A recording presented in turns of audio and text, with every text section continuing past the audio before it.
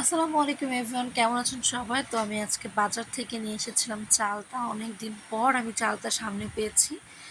তো ফার্স্টে আমি চালতাগুলোকে কেটে কুটে নিয়েছি, নিয়ে আমি চুলোতে সেদ্ধ করতে দিয়েছিলাম। কড়াইয়ে হলুদ লবণ দিয়ে ফার্স্টে আমি সেদ্ধ করতে দিয়েছিলাম।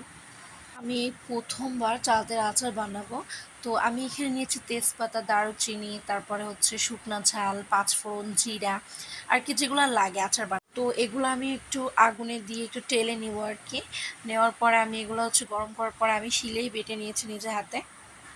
তারপর আমি একটু রসুন কুচি আর সরিষার তেল গরম করে নিয়েছিলাম। অবশ্যই সরিষার তেল দিবেন যাতে আচারটা আপনি রেখে খেতে পারেন।